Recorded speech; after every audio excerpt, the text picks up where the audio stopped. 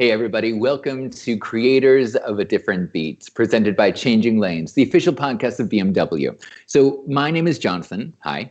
I'm the co-host of the Changing Lanes podcast. And today we've got a special guest who literally is taking things to new heights, right side up and upside down. Now, this is a live format where we speak with people that have unique ideas, bring passion to the table, and totally change their field. Real creators that share our optimism for the future. Now, you might be asking, what is this creator stuff you're talking about? Well, Creators of a Different Beat for us is a call to all pioneers to inspire others. And since we all have a little bit more time on our hands at the moment than we'd like, we thought it would be a great idea to start the conversation with them live and in action to inspire you. Our special guest today is yoga teacher, author, model, and all-around shining spirit, Sinah Diepold. Welcome. Thank you, Jonathan. So, why don't you tell the audience that's listening in a little bit more about yourself? Of course. This is always a fun question. Where to start, how to kind of put yourself. So I'm Sinah, I'm from Munich, so Bavarian girl. And currently, my main job is definitely being a yoga teacher and owning my own body-mind therapy studio is how we call it. It's not a typical yoga studio. And kind of doing everything around that company that comes with yoga and having that studio, which is obviously closed right now, but we're still working. And on the other hand, I have a book, so I'm an author, I guess. I think that always sounds really cool.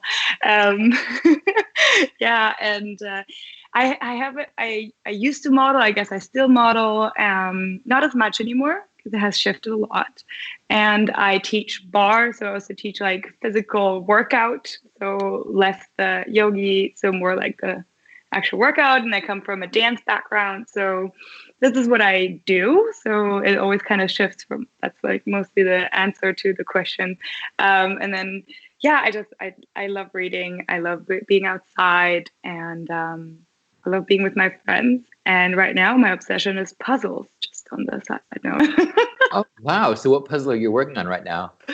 I actually just finished Skyline of New York. Oh, that's awesome. Yeah. So I'm on number 7 now. So I have to decide, but I think it might be the Sunflowers of Van Gogh will be my next one. So yeah, I'll be right now. Wonderful. I think we all need hobbies just to like calm us down and keep us focused on things and see the slow progression of something and that feeling of achievement afterwards, especially during quarantine. Right? I can only recommend puzzles. Great.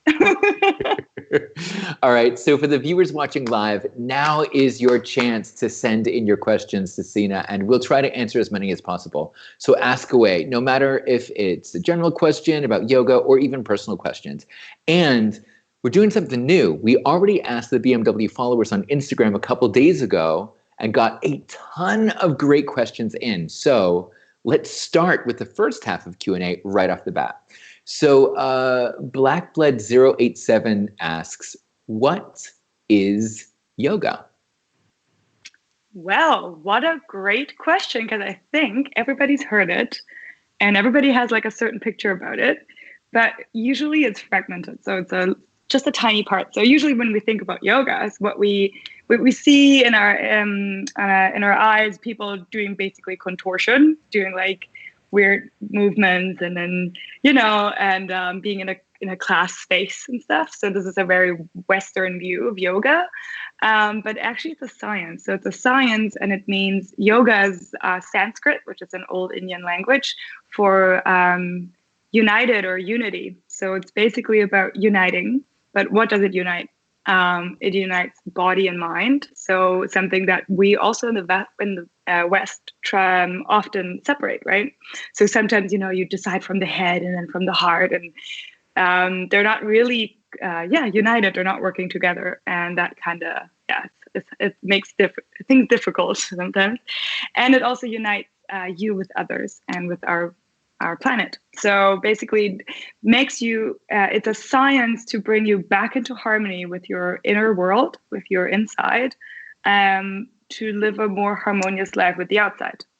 So it's a very general thing. And there's all those different techniques. There's all those different ways. There's meditation. There's do's and don'ts. There's also that contortion part, which is because you need a strong body, right? You need a healthy body for a healthy mind to reside in. And yeah, so I guess yoga, it's a science from India. And one part of it is being physical. Awesome. Wonderful. So Stefan van Dogen and several other users ask, can everyone do yoga? And how can I do it at home? It's like also a great question. Absolutely everyone can do yoga. And I would actually go so far and say everybody should do yoga. But it doesn't mean that you have to go on the mat and do downward facing dog or like stretch. So there's all those different versions of yoga, and there's some versions that are really beautiful. So for instance, Bhakti yoga, so yoga of devotion, and it has a lot to do with singing and ceremony and just devoting yourself. So of course it can be like something very spiritual in the sense of like a god or whatever you want to call it. Yoga is not really strict or any doctrine about that. Or it can just be a devotion to, tending to plants, right? So being a gardener, that can be your yoga. Can be tending to your plants on your balcony, trying to grow some cucumbers. And then there's other yoga where it's also service. So be in service, to be helping others. So right now, if you have a neighbor, who can't go outside or maybe is a little older and has some problems, so being there and helping out, that would be an act of yoga. So it would be karma yoga. So you kind of are in service for someone else, or you can tend to yourself, do meditation. So there's all those different layers, and your yoga can be washing the dishes. But, it depends on like how you put your conscious being into this moment and how present you are with what you do. And I think that is the wonderful thing, because we think we have to do handstands to do yoga, but actually yoga doesn't care. It's just one version of playing with your body to actually experiment what happens in the mind, and through that get to know yourself better and have a healthy body. Which is right now even more important than ever, or like just like obviously more important. Totally. I love the example of you saying, washing the dishes can also be yoga. And I'm not a huge fan. Disclaimer, like I'm not a huge fan of washing dishes, right? So when you said that, I was like, oh yeah, I know that feeling. And it's the thing of, and my struggle way back when was like, oh, I got to wash the dishes. And then I had to figure out something in my mind to go like, it's got to be done anyway. So why don't you just do it? Why don't you, remove the negative connotation to it, like, oh, I hate this, and be like, it has to be done. Maybe play some music, or just like get into scrubbing that dish, and getting into the zone of it. So thank you for confirming that thought that I had, when I made that transition to a more positive or neutral idea of what washing the dishes is. I'm actually practicing yoga. You absolutely are. And I love what you said. It's like, why fight it if it's something that has to be done either way, right? So this is one of the things that we as humans do a lot. So we want to fight or want to get rid of the things that are uncomfortable, and we want to reproduce and hold on to things that are nice. And this is basically the one thing that creates the most suffering in the world, because that means that you're never in the moment. You never accept what is. You always try to find you either try to hold on to something that will change either way, or you try to push something away that you might not be able to change. And so there's like Jack Kornfield, a great yoga teacher, and he says, so pain is inevitable, but suffering is a choice. So taking that chore that you really hate, so for me would be, I guess, cleaning the floors. So like wiping the floors, hate it. So that taking it and being very content with it in the moment without pushing it away and like, tomorrow, just kind of being neutral about it, like you said, and just accepting it and just doing that one chore for like, it's like, 10, 15 minutes to wash the dishes, right? Other than making a drama out of it, because that's what you do in the end. You're like, I don't want to, I hate things. And that's where you create suffering. This is where you're not connected with your moment. And it sounds so blunt, but then that's yoga. And that was what we practice on the mat by doing contortion, being uncomfortable positions, trying to find ease in a hard pose or opening up spaces. I'm like, oh, I haven't, like this little neck back there, I haven't opened that yet. Oh, I haven't felt this. So this is actually what we do. We pretend real life on the mat and then bring it back into real life. So I know that I can stand on my head and still breathe. So I'll be fine doing the dishes because I can do things that are way harder. Exactly. I love that. Okay, cool. So the next question is actually like a compact version of many different questions that came in that are under the benefits. So Mr. Innocent, 1, 2, 3, 4, Priyam Shri, and Yash Pandit, and so many other people asked very similar questions like, for what is yoga helpful? What are the benefits? Can yoga be used to lose weight? Can yoga help me increase my mobility? What else? Can yoga be helpful for mental health? I'm going to go with yes to all of it, but you're the expert here. Take it away. You're absolutely right. So a huge yes to all of this. It obviously depends how you use it. So let's say this really easy one is like, is yoga something how to lose weight, right? So obviously if you start to move your body more through the asana practice, so through the physical practice of yoga, like doing cat, cow, down dog, just moving on the mat, that will use up energy in your body. And if you use up more energy than you take in, this is what in the end makes you lose weight, right? So this is basically the only thing. It doesn't really matter how you do it. In the end, taking in less energy and using more will make you lose weight. And also yoga is about not being greedy and not being, like wanting to possess things. And so often if it's about, I have that, eating a lot, way more than I need to. And this is a quarantine time. Right? It's like, what can I do today?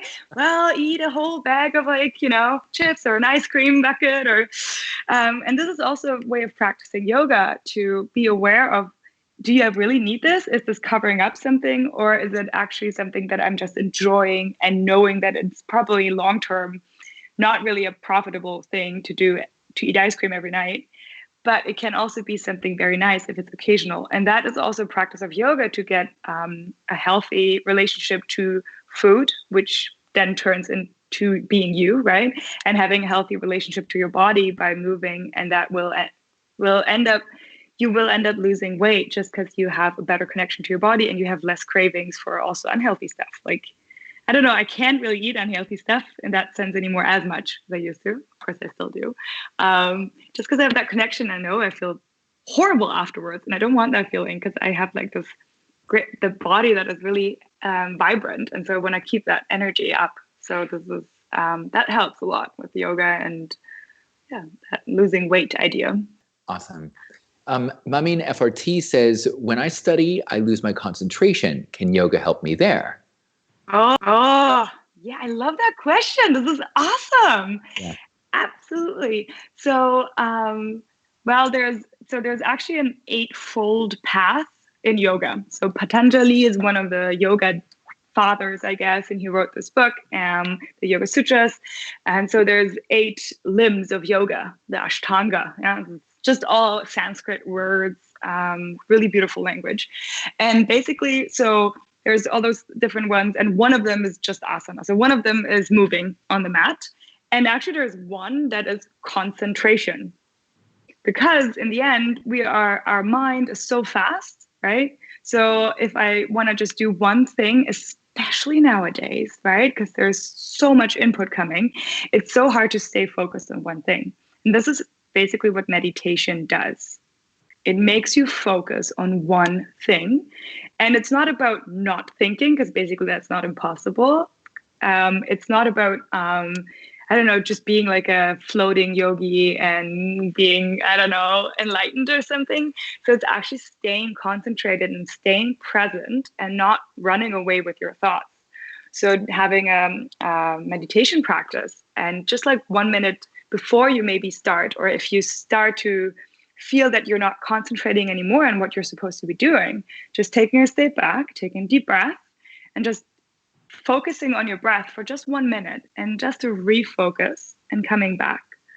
And so meditation is, if I meditate, it's funny because I'm not really good with routines, but if I meditate, I notice I am way sharper in what I do and how I do it.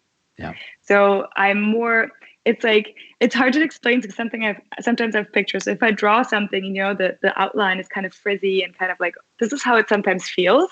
And when I meditate, it's not that it's stiff, but it's kind of clearer. It's like putting on glasses, and things are more sharp and it's a little calmer. So I got like a little space before I react to my thoughts. And this makes you way more concentrated, and this will help you a lot. And also if you can practice on the mat, like let's say for just 20 minutes and do nothing else and just be with your breath and practice yoga with like a YouTube video. Right now it's great with all the online streams, there's all those options, or just like move on the mat for 20 minutes being concentrated. This will help you and make you way more focused on what you're doing in your work, in your life. Even makes your everything better, right? So things like your sex life, because you're more present in that moment, right? And or having a conversation with someone you love, you don't like walk away. So it increases everything. So it kind of puts on glasses for everything. I love that example because I think we all understand that concept of like putting on, it's a little bit fuzzy and then you put on glasses. It's like, oh, okay, it's just clearer. And I like how you said it's not contained, it's not sharp, it's not so clear that it's painful. It's just clear. It's just clear. Yeah. I love that. Mohammed UNASIS says, how long does it take to see changes in your body after starting yoga? Also a good one. So it depends on which layer of your body you want to look at, right? So even if I went to my mat, did like a child's pose, so sat back on my heels, stretch my arms forward, and then breathe for 5 breaths, I will already feel a change in my body, connecting, and the feeling will get, you will get more refined in how your body feels, right? In the beginning, you might need like a big stretch to really feel a difference, and then the more you connect with your body, the smaller the changes have to be for you to feel something, right? So it's like when you listen to music and the music is really loud, it's easy to listen, but the more calm you get, the quieter the music can go. When you wake up in the morning and music is very loud because your ears have been so kind of clean from the night, but if you come home from a party in a club, it has to be really loud for you to arrive. Yeah. So this is kind of like what happens when you start really dropping in and really feeling the sensations in your body. So this is something that will happen instantly and get better faster. Wow. And it depends, of course, if you want to know if you get more stronger muscles or more flexible. This will also happen very, very fast. Maybe if you have a consecutive practice of 2 weeks, you will already notice that it will help. So 2-3 times a week, like let's do 20 minutes. Depends, of course, where you started, and you will already feel a difference. And the thing is, we stay really shallow on the outside, and in yoga we have different layers. We're like one of those Russian dolls, right? And so we have different layers. So there's 5, and so we stay on the outside layer, which they call the flesh layer. So I stay on this, and I'm like, I feel a stretch here, and and I feel a movement here, and then you get more subtle in the sense of feeling your breath, your energy, how your energy is. Am I like awake? Am I like a little agitated? Am I happy? Am I kind of, lethargic? Yeah. And then you start to go deeper even, so feeling like your mental body, how that is going. Like, is your mind going really fast, or is it kind of sluggish? And then you go deeper and deeper. And so then all those layers also work in yoga because you're using your breath and your presence. And this is something that can happen later. It doesn't matter. You can just do yoga because you love how that you can touch the floor finally. And it doesn't matter. It's not worth less. But, as soon as you start to understand something, you want more of it. And if it feels good, you want more of it. And I think that this will happen after your first session. You will leave and feel better. I've never left a yoga class and felt worse. I've always felt better after yoga class.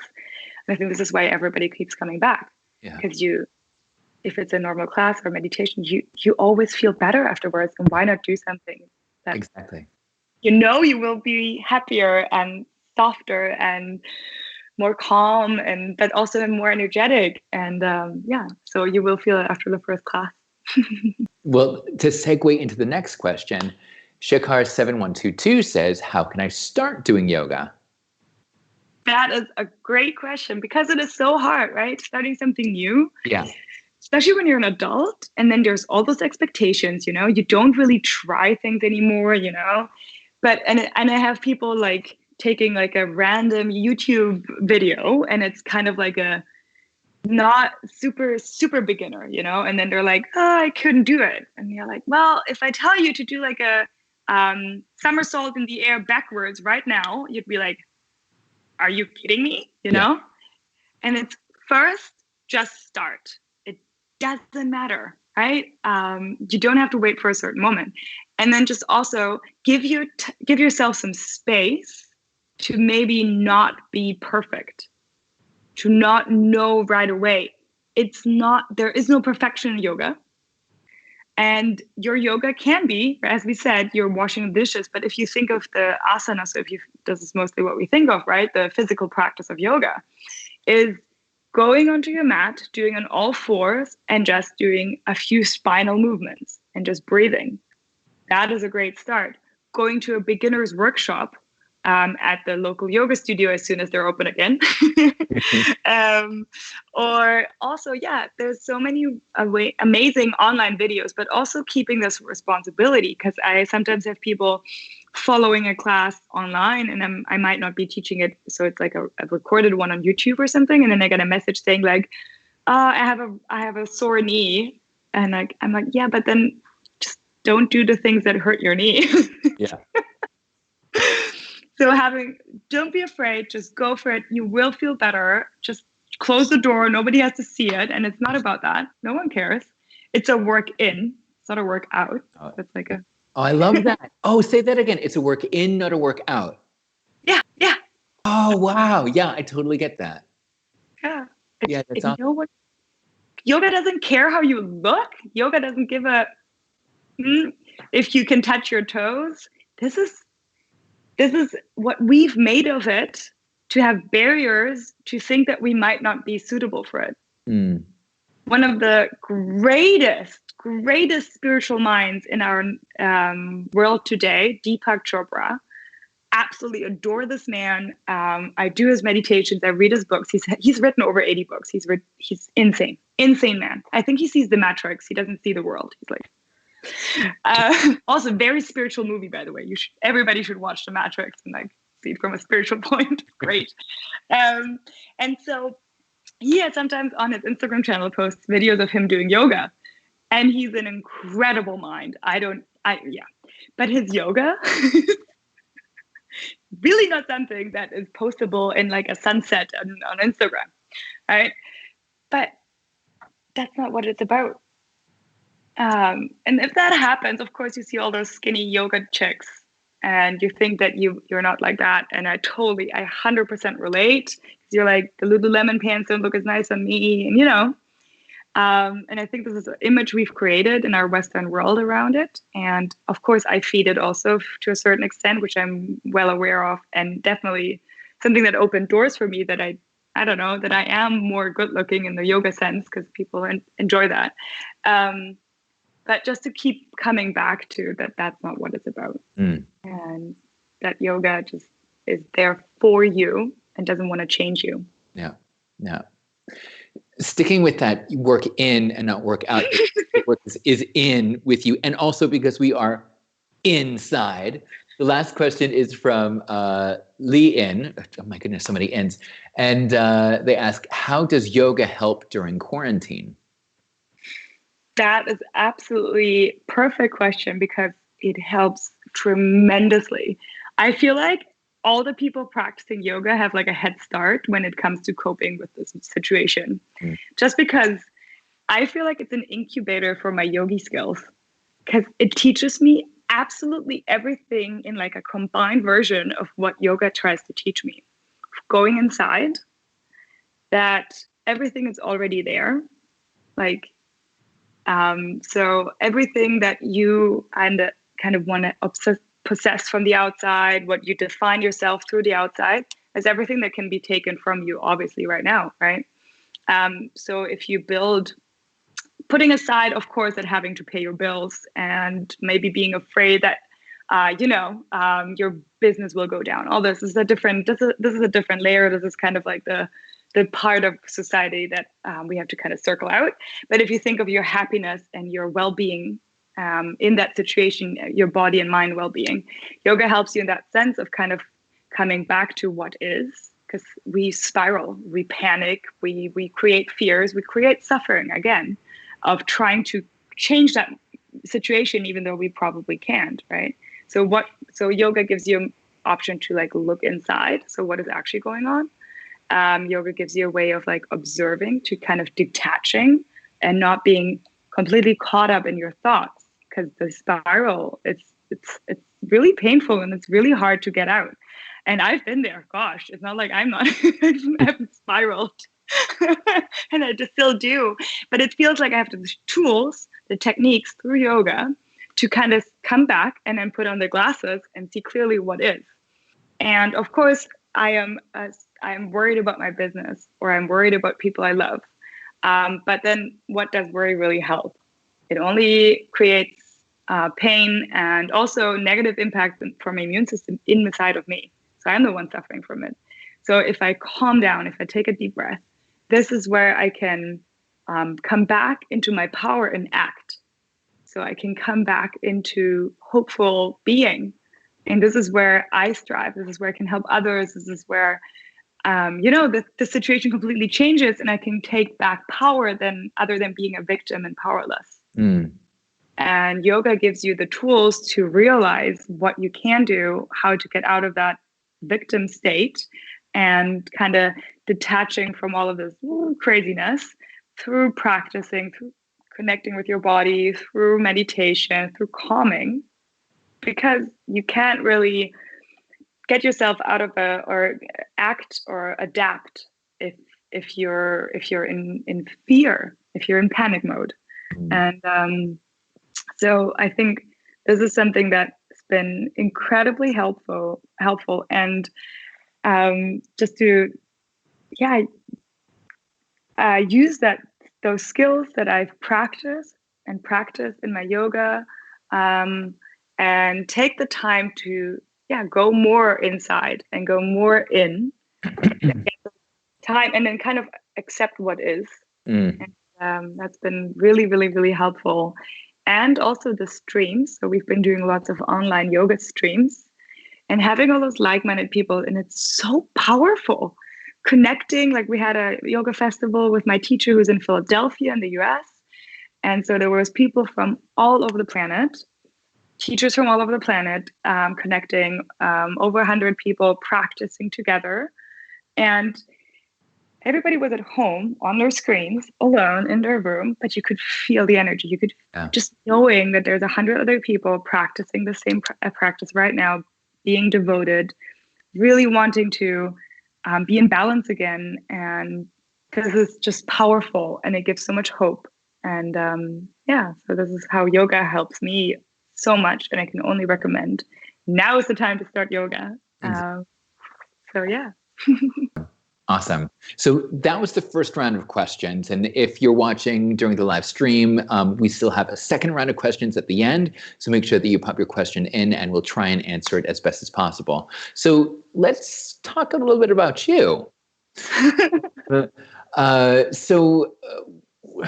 you were just first starting out, was there a curiosity in you that transformed itself into finding yoga, or did yoga fall out of the sky, out of nowhere? Like, how did you create your union with yoga? That's a great question, because I'm basically like the typical Western girl. How I found yoga was, so I come from dance. I danced my whole life. I've always been a physical person. And then I did some yoga classes, because it came up, in the fitness studio, just hopped in there. And then I had some yoga in my dance education. And it was like a cool stretch class for me. I actually was annoyed by this whole breathing thing. because I was like, I don't have to worry about breathing because I do it in my sleep. Like why? I thought it was so annoying having to put emphasis on my breath. Yeah. Because it made me like have to work for something I don't have to work for. I don't know, just a lazy teenager, I guess.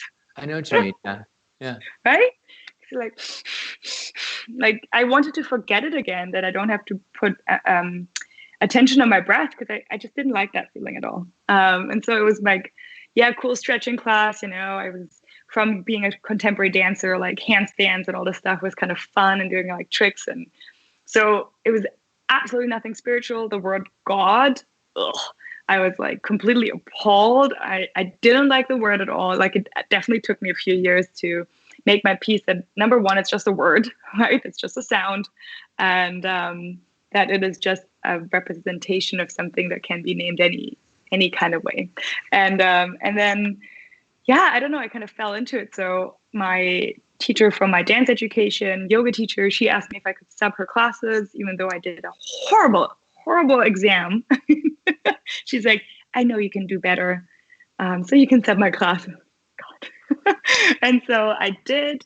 And yeah, somehow she had she never came back. So suddenly I had a yoga class, and I never did like one actual yoga teacher training. It was just one kind of semester in my dance education, and not really deep or anything, and nothing about the philosophy. So it's like, oh yeah, I'll do a teacher training because it would be nice to kind of understand what's going on. Yeah. And then I was very much in love, and I was just, you know, I don't know, very, very blindly in love. And the guy broke my heart, like it happens, you know. And I was so sad. I was so just heartbroken. And then I wanted to run away from Munich. And so I was like, that's the time to go to Bali and do a teacher training. So literally went on Google, said yoga teacher training Bali. And I didn't want to be in Ubud, which is kind of like the very spiritual area for yoga teacher trainings, because it's like, I don't want to do this spiritual shit. I just want to do like handstands and be a pretzel. Yeah. Really didn't want to do all the spiritual stuff. I don't care. And just booked like this really random teacher training.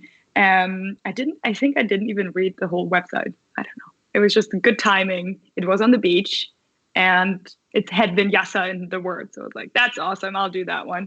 And then I arrived, and it was super spiritual, not physical at all, super slow. And I wanted to quit after 2 days. I wanted to leave. I was like, I don't like this. But then I was already there, and I said, okay, I'll stay. I might as well, because hanging out in Bali for a month alone is like, eh. And I don't know, suddenly things changed. I suddenly got answers to questions I've not openly been asking myself, but that were there the whole time. And it felt like I had really bad relationships before that, or like just treating myself badly. I don't always want to point, obviously, fingers. So it was just, I was allowing relationships that weren't how I wanted to be. And I was questioned, like, why would this happen to me? And suddenly I had all the answers. Yoga gave me all the answers, all the tools, and suddenly I was in power. And that's how yoga found me, I guess. It took a while. So I have 100% understanding for everyone who's like, yeah, I get a nice butt from yoga class. That is totally fine. If you feel better afterwards, and if you are a more generous person afterwards, or calmer, or nicer, kinder, then that's all you need at the moment, probably. But yeah, it took me a while, but now it's my absolutely great love. I breathe and live yoga, and I can't imagine not having it, not living it anymore. And I just want to know more about it every day. Beautiful. And living more about it and understanding more about it, and then wanting to share that with the world and with your students. You opened your own yoga studio. I mean, it wasn't just, like, oh, I'm going to take this teacher training thing in Bali, and then, then it just transformed into opening your own yoga studio. What does it feel like having your own yoga studio? And I gotta ask, how did you get such an interesting name for your studio called Kale and Cake? Oh yeah, that's a good question. Okay, let's talk first about the name because it's Yeah. actually so Kale and Cake is basically so I founded the studio with two of my friends, and they're actually a couple, and so he is not actively in the company anymore, but the three of us were sitting together and we had a name, so we wanted to call it Soul Flow. And I don't know, we were like, this is awesome, but then you Google it and it's like everywhere. There's already a patent on it. We're like, damn it, we need to find a better name. So we were sitting there for like 3 hours brainstorming, getting hungry. And we wanted to do something, that is not too serious. We didn't want it to be like Om Shakti Shiva Namaha studio, because we're like really modern yogis, and I guess also because we do functional training and bar. And then we wanted to have something that that reflects that we are about balance. So our main idea is that we are about the middle path, that there's no absolute wrong and no absolute right. So that it's always kind of in the middle, right? So Buddha's way, I guess. And so we said kale is like the one thing that when you have your kale smoothie in the morning, you're like on top of things, you're healthy, and then you have your cake days where you just like eat cake and lie on the couch and not move. And both is fine, right? So sometimes you're more the kale person, you're like, woo, and sometimes you're more of a cake person, you're like, meh. And so this is how we came up with Kale and Cake, that it's the middle in the end. Yeah. I absolutely love this because like I was like, what a cool name, Kale and Cake, but like why? And now you explain it. I'm like, that makes total sense. And it goes for anybody, any human out there, like if you're feeling super, super like I'm on top of it and I'm focused, as we all have been, or we understand that feeling, but we also understand that feeling of, coming home at 3:00 in the morning from the disco and being like, oh man, right? So and that you said finding the middle way, and that both are part of life, but let's try and find the middle way. And I love how you've debunked the myth of, it has to be called something ridiculously spiritual that some people can't even pronounce, or that it's a banal name of yoga loft or whatever, or soul flow or whatever that everybody knows, and it becomes so overused that it doesn't have the meaning anymore. This has such a great meaning. Now I have to ask a follow-up question. After class, do you serve Kale and Cake? Not yet. Sometimes we have students who bring us cake, and then obviously we share it. But our studio is tiny. It's like literally the smallest thing in the world. And so not yet, but that would be the dream. So we could offer things more. But yeah, people have already asked, like, is there cake then? I'm like, nope, Shavasana's cake. So Not yet, but you're working on it. Awesome. who knows? Yeah. Yeah. And you asked how it is to have your own studio. It's incredible. So for me, I've always been self-employed, and I'm like I don't know, I love doing my own stuff and being my own boss. And so having my own rules and kind of finding a way to do it my way has been absolutely incredible. And I love responsibility. But it's also been intense, obviously. But I have the best partner, so I can only recommend, if you ever want to do something, open up something, create something, find someone else, because this whole, even like talking to each other, not having to decide on my own, like this whole decision with like having to close the studio and what to do and all those things, and like this is like a really extreme situation right now, or it keeps happening, right? And having someone else to kind of bounce off ideas and opinions, and having someone who compliments you. So Sophia, my partner, she is the perfect complement to what I bring to the table. Like, this woman is everything that I'm not, and we have the exact same mind, though, in the sense of that it's about the balance, and that our heart and our values are the yoga values, and this is how we decide everything. And and it's been an absolute pleasure. I love seeing people grow. I think this is my favorite thing, that I have a home where people are more than welcome. We call the people coming to us the Killing Cake tribe. So we have a big tribe. Everybody's welcome. You don't have to have anything before, like you don't have to fulfill any certain terms to be part of the tribe. You can just, if you want to, you're part of it, and you're welcome. And it's just, incredible seeing people grow through the practice, asking questions, connecting, and having a place where they meet has been heaven, absolute heaven. That's awesome. That's awesome. So inspiring for people that are out there, especially now, like, oh, geez, what do I do? Or where do I go from here? I always wanted to open a business and be self-employed, but now look at what's going on. I mean, I think, of course, you got to be realistic, but it's so inspiring to hear from somebody like yourself that's built your own studio and built your the name for yourself and Kale and Cake as well. That it's very inspiring to hear. So in March of this year, the coronavirus changed the entire landscape for how we interact with each other. I'm so excited because I went to buy hand soap the other day, and it just smells so good. I'm like, wow, like this is such a luxury. So it's completely changed the landscape for everybody in the entire world. So what used to be going to your yoga class in a large group has now been completely canceled until this crisis is over. And people in businesses have had to drastically change the way that they live their lives. Even you changed to teaching online classes instead of in-person classes. And for somebody that is self-employed, somebody that runs a studio with their business partner, how's that been for you, and how's that been for your students and your studio trying to just make it through this thing? It's been very intense. So this year has been there's been a few rocks thrown in our way. So already before Corona, but I gotta say, if you have a partner that kind of, you got each other's backs, you're like, you know what, we'll find a way. There is a solution. Again, this is, I guess it sounds kind of sometimes maybe harsh, but then Kale and Cake I love it. I love it so much. I love this place. I love doing it, but also it doesn't define me in the sense of that I am not me if I don't have it. So right now, I just take every moment, everything that happens as an opportunity to see, okay, so what can we do now?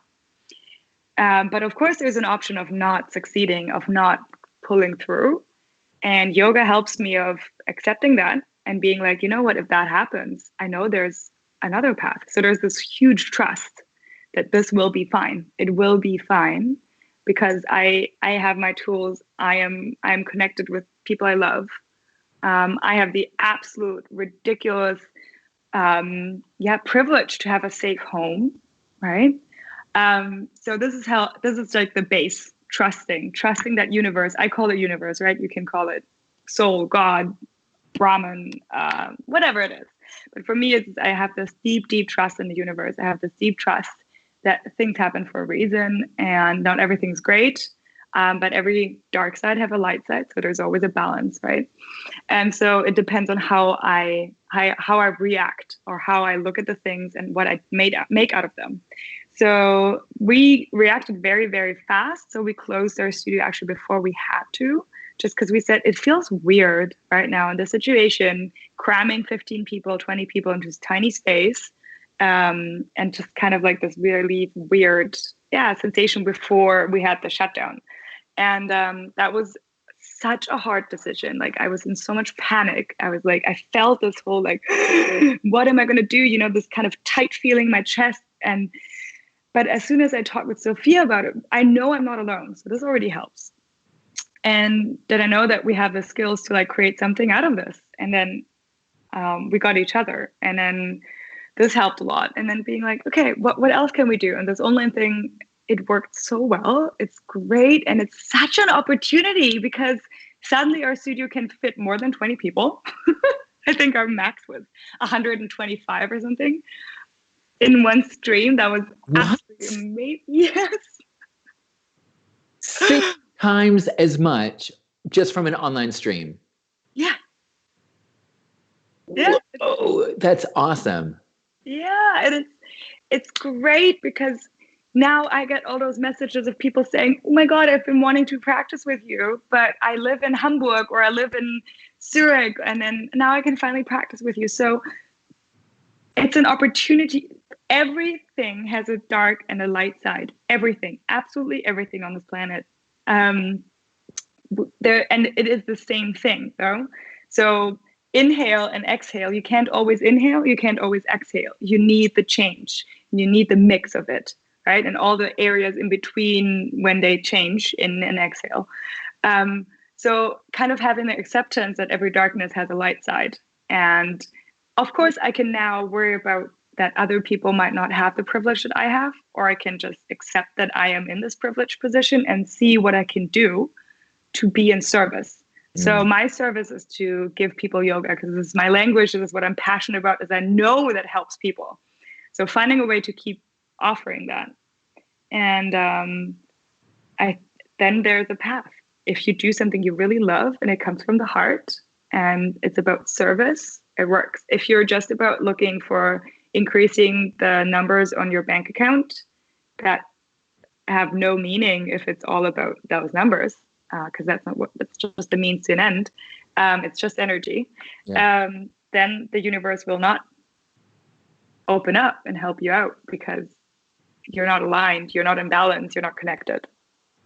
And so this has helped again, and we found a great way, and it's been working. We're so grateful. It's been an absolutely amazing experience, but it's been hard. Yeah. And it's been like the 5th thing this year. Like, it's not even May. And before Corona, we had stuff going on, and there's been really, really intense stuff happening. But, we just kept taking a deep breath, supporting each other, thinking of, okay, what can we do from this on? And we will be fine, trusting. Yeah. And that's the overall general vibe that I'm getting from people that are like, okay, Corona is happening, or it's hit, or it has happened, or wherever we are in this whole process. How can we keep going creatively and just not reinvent the wheel, but just reformat what's been given to us, right? As a challenge, right? And the quicker that you can reformat and go with the flow and go with the changes, the more of service you will be to more people, and the more that you're going to be able to help more people, and not to be a trendsetter because everybody's doing live streams, right? But just to be able to say, hey, listen, how can we use the obstacles that we have now? Okay, we can't be in the same physical space, but we can be in the same virtual space and scale that and help more and more people than ever before. It's fitting 20 people into a real room, and then more than 120 people into a virtual room. I mean, the numbers don't lie. Like, that's insane. Congratulations. That's a huge success. Yeah, it's been incredible. But one thing, I forgot that. I love that when we talked about how yoga helps with Corona and like with the whole situation around it, accepting that everything changes. Yeah. So nothing will ever stay the same. The only constant in our lives and our planet is change. And the sooner we accept that, the sooner we can flow with it, live with it, and act accordingly. Whenever we want to try to hold on, whenever we want to push something away, whenever we want to pause, this is where suffering happens. So, of course, this is like an extreme version of change, but this happens in like small versions all over the time, like all the time. And so this has been, just kind of like the yoga skill trainer being like, here's a big change. Let's see what you can do with that. And the more changes that are thrown our way, the more we're able to adapt and understand that when change does come, that, okay, you have to adapt, like we couldn't walk the first day that we were born. So why do we think that, you go to one yoga class and you can do the entire flow, as easy as possible. So each time that we come onto the mat, it's a chance to change and adapt. And the more that you get to practice changing and adapting, when the real big changes come in, you're like, okay, this is a bit of a hurdle, but I'm used to it because I've learned to change and adapt over time. So if I can do that, then I can do this.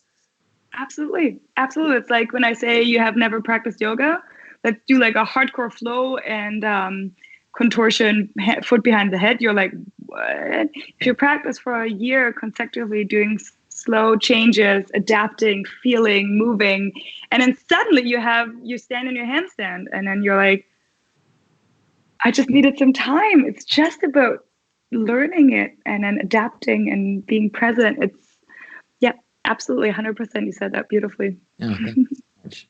I learned from the best.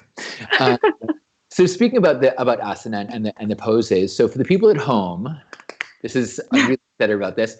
Would you mind showing us some easy yoga poses, which would help with back pain, anxiety, or some relaxation techniques, maybe 2 to 3 asanas? And we also have a question of, can you show us a handstand or any tips? Or even what kind of pranayama keeps our mind cool, because during quarantine, my mind is off. So that's a big loaded question with lots of different things. So a buffet for you to pick from and choose as you wish. Okay, here we are. So this is my yoga mat right now, my little yoga home. I hope you can see me. There's a lot of light. Back pain sitting. So there's definitely one of my favorites. I already said that is child's pose, balasana, right? So that would be toes long. If this is hard for you to sit on your heels, you can take a blanket, right? And then fold it and put it either here underneath, or if it's really painful, you can just do it here. So there's using props, using what you can, so blankets and stuff. And then going into child's pose, just placing the third eye, so the forehead down, and then lying down. And this is one of my favorite poses because I had a very, very severe hernia in my neck. So Bandscheibenvorfall. And this was the only position I wasn't in complete pain. And I actually fell asleep sometimes and just couldn't feel my legs anymore after a while. But this is a really calming and grounding position. Just going to child's pose, it's also a hip opener. It's a lengthening for the spine. And then staying there, you can also bring your hands back like this or like this. And just taking 5 really deep breaths into your back and just staying here for a few moments. So this is one of the best things you can do just to calm, to really arrive and just be. Because we tend to be human doings and not human beings. And this is very toxic. And then, again, we already talked about would be cat-cow, right? You come onto all fours, placing your hands underneath your shoulders, knees underneath your hips. And just what you do is drop the belly softly, so not crunching the back, but just like having a little bit of activity and lifting the heart forward with like an inhale. And with an exhale, you would push into the hands, round the back. And then you do it 5 times with like deep breaths. And that is already, you feel already better. You have energy, you're happier. Everything is already softer and sweeter. So this is one of the really, really great ones if you have a lot of back pain. Then one of my favorite ones, I'm trying to make it like socially accepted that you do it in public. I'm alone right now, so maybe some people will join me. That would be the yogi squat, malasana.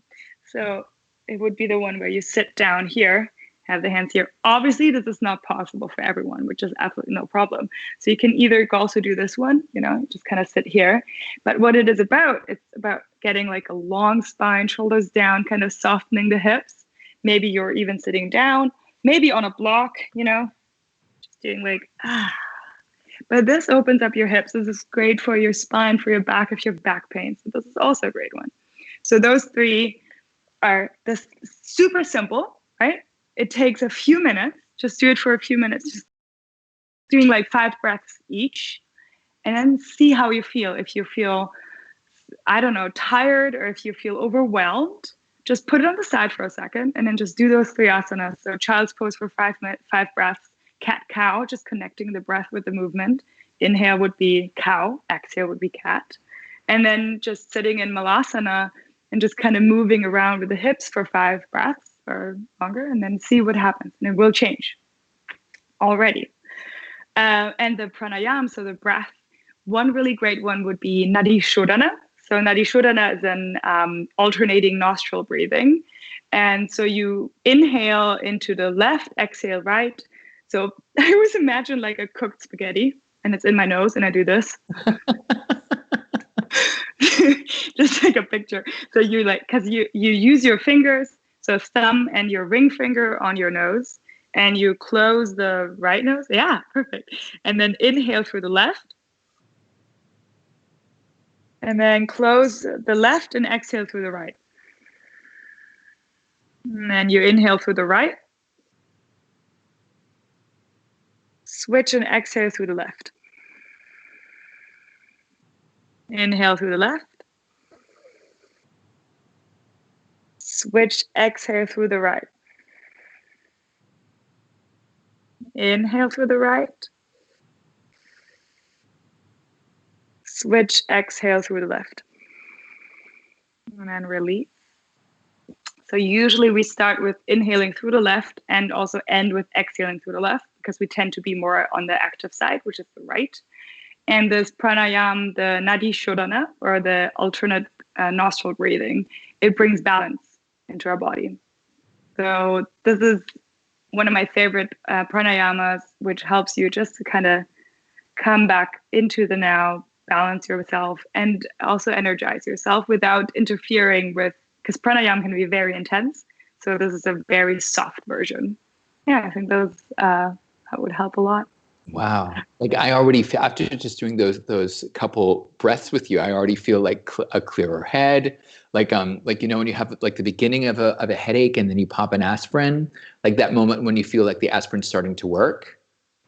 Oh yeah. Like, oh wow, like wow, cool. Like I just within those couple of breaths, I was like, oh wow, that's nice. I need to do that more often. Right? That's the thing, is what yoga also teaches you, or Ayurveda, which is part of also the kind of whole family of yoga, that everything is already inside you to heal yourself. So obviously, if you break your leg, or right now, if you have COVID and have breathing issues, you don't have to meditate, and like that is not going to help in that sense if you're already. But if you have, you know, anxieties, or if you have pains, or if you have like energy problems, and even in Ayurveda, if you have things that not happen through trauma, but through overuse or misuse, in the sense of eating unhealthily, not moving, you know, a hernia, like me, I did the wrong stuff, right? I did too much, I guess. Connecting with your body and giving it space to heal itself on all those different layers through breaks, but also through strengthening, through more flexibility, through giving it the right nutrition, treating it nicely, but also in the head, being nice to yourself. This is what heals you, what gives you space to heal, what keeps you healthy, what strengthens your immune system. And we sometimes think it's on the outside, but it starts on the inside. So it's great that sometimes taking a few deep breaths actually helps more than maybe the aspirin. Yeah, exactly. Keep the work in, not the work out. Awesome. Yeah. I'm going to steal that. That's going to stick with me for a long time. All right. So there was a question of how can you do a handstand? Any tips? Would you be willing to do a little inversion or an arm balance for us today? Oh yeah. I love inversions. I'm just gonna throw this on the side. So I'm obsessed with inversions, and not because they look cool on Instagram. Of course, this is one of the parts, but it's not about that. Basically, what it's about is, if you're in an inversion, all you can think of is the moment now. Because the best handstands are the ones where I teach and I just talk people through and I don't worry about it. And then suddenly I'm in a handstand talking, hanging out, and then I try to do it at home. And I'm like, well, I did press into this hand more, and then I core, and then it doesn't work because then my mind is on. So what I love about arm balances or harder asanas is that it brings you very much into the now. And as soon as you start thinking about something else, you fall out. And there's a few things you need in handstands, right? You need strong wrists, which most people don't have. So working with your wrists, in my book, there's actually a handstand tutorial also on my YouTube. And so what you need is, down dog is basically already a handstand, right? Because I have the same line here. So wrist, elbow, shoulder, this is the long line I need for a handstand. So practicing a nice and strong down dog. Doing a lot of plank positions. This is great because you need the strength. And then, I don't know, just kind of being soft about it. So I would go into like a standing splits, hands down, bending the knees, and then just not thinking about up, thinking about just pushing off and just bringing some air time into your hands. And then maybe one day it works a little more. Oh, good morning, body. And then maybe, today is not the day for handstands apparently in my life. There we go. A little bit. Wow. Not my handstand day. That's the good thing also, to just not worry about it. One day it's awesome. One day it doesn't work. But just kind of getting that strength and getting also that trust in yourself. So I love handstands or like arm balance giving you courage. And just also finding that middle again of kind of pushing past that fear of going upside down, but also not throwing yourself upside down and falling into your, I don't know, sideboard. So building strength gradually and trusting yourself and kind of playing with it, right? So that's why I love handstands. Absolutely amazing. Wow. Thank you so much for sharing those poses with us. I'm totally inspired. I might do some afterwards just to open my back up and get breath. Awesome. So now, put this back on here. I'll switch on over to the second Q&A session, and let's see what our live viewers have written in. We have Aya Singh again, 35110. What is the most difficult exercise in yoga? That's a great question. I'd be interested in knowing what that is as well. Or is there one? Well, so there's a book called The Book of Yoga, or the Light on Yoga, Light on Yoga by Iyengar. And so he has kind of like points for how hard an asana would be. Mm-hmm. And of course, there's crazy hard stuff with like being in a lotus pose and then balancing on your head without fingers and like all those little, crazy things. But actually, I think the hardest pose would be Shavasana. So lying down on your back and being 100% present without walking away with your thoughts, falling asleep. I don't know, kind of, sitting there and being like, when is it over?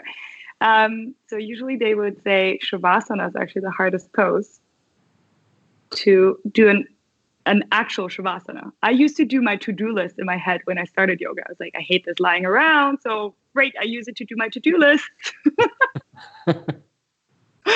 So, in the sense of like, there's no limit to what you can create with your body or like what you can kind of do happen with your body. And for some people, child's pose will be the biggest challenge because they have really inflexible hips or feet. And then for other people, standing on one hand in a handstand, this is their challenge. And so this is very unique for every person. But then I think being present and being really in the practice and just lying down doing nothing, that is very hard. Awesome. Never would have thought of that. I think we all think like, how much of a pretzel can you be? But just lying down and being present. Yeah, totally. Shreya Singh 2000. Shreya Singh, what's your favorite asana? Ooh, as I said, so one of my favorites is definitely handstand. Even though the one today was not my strong one, but that's okay. I'm just going with the flow, right? So definitely handstand, just because it's that feeling when you're up there and you're standing, because it's suddenly so easy. When you find the balance, it's easy. Getting there is hard.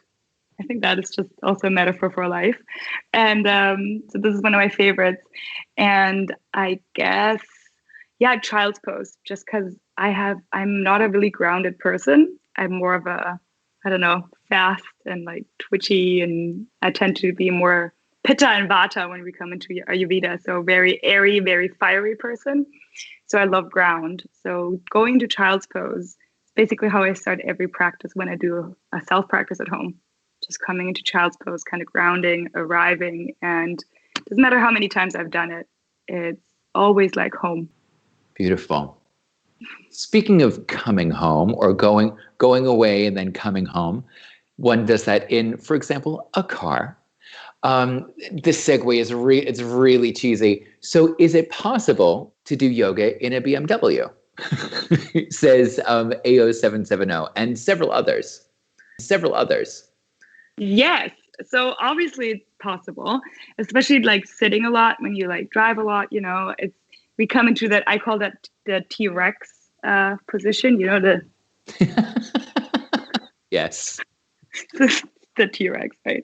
So, and if it's like riding on a laptop or sitting in a car, it's not the wrists change a little bit, but you know, not really.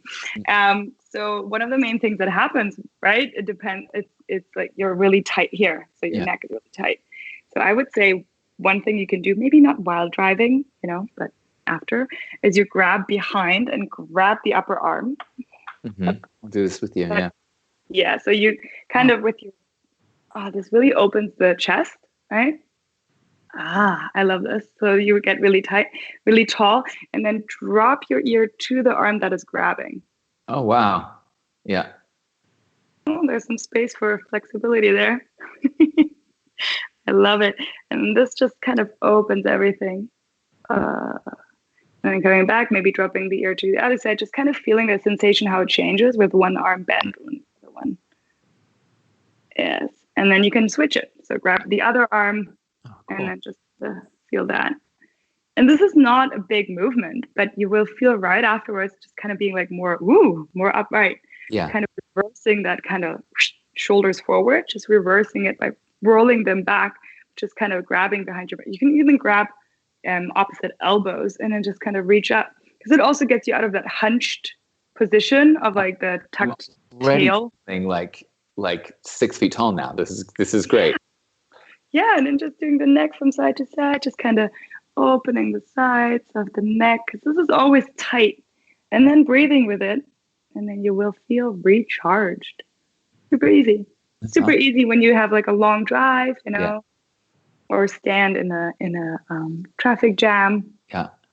Please be careful. Don't take your hands off the wheel if there's if you need your hands on the wheel. I mean, autonomous driving is the future, but the future's not right now. Like, just safety first, people. Safety. Arfin Siddiqui and many other people have asked, what time is the best time to do yoga? Now. Yes. This is actually how the one of the most famous yoga book starts. And now yoga. And I read a lot into it because atta, now, is like the present. It's the only moment that is. Everything else is illusion and not. So start now. And it also depends what kind of practice you need. And in the evening, you can do a slow one. In the morning, you can do a wake up one. At lunch, maybe a very fiery one. Whatever you feel you need at the moment. So you can. Love that. That's great. Our last question from the audience, Fa Amiri and several others, asks, where can I learn online with you? That's awesome. I actually have a YouTube channel. I just started to feed more. Right now, most videos are in German. But I also teach my streams. So on my Kale and Cake studio, we have streams. And I will be teaching Monday. I will be teaching in English because my best friend, she's Canadian, and she will be joining. And she knows German, but it's not as good as she wants it to be for a yoga class, you know. So I will be teaching my Monday class this week in English. And it's kind of like a mix. The English class, I always call it. So, and I'm about to tape some videos more in English, but then there's YouTube in German, and then you can stream with me right now. Very amazing. And anywhere else that you are, your website, your book, like, would give it to us. Like, where can we dive 100% into what you bring into the world? Thank you. Well, I have a website. It's like my name, Sinah Diepold. .de, and then I have my book Yoga Flow Balance. It's actually translated into, let's say, it was in Swedish, in Norwegian, and in Dutch. So really great. They translated it. Obviously, I didn't. So this is really cool. And it's in German, and it's a vinyasa book for at home. There's also a handstand tutorial in it. And then my Instagram is mostly in English, so it's also at Sinah Diepold, and my studio is also kaleandcake.de. You can find all the information there, and just sharing more yoga and getting more united and happy. And everybody watching at home and listening into the podcast, we will put her links into the description, so make sure that you check it out there. All right, from her first yoga class to now owning her own studio and teaching online, Sinah is a wonderful example of following your heart and finding where it leads you, no matter what obstacles are in your way. Sinah, thank you so much for our chat today. Thank you so much, Jonathan. I had such a great time, and this was absolutely wonderful. Please. Well, guys, that's a wrap on this episode of Creators of a Different Beat. Thank you so much, everybody, for tuning in and making this as interactive as possible with your questions before and after, and who knows, online on the Instagrams of everybody. And it's just so great to have everybody interacting. It's fantastic.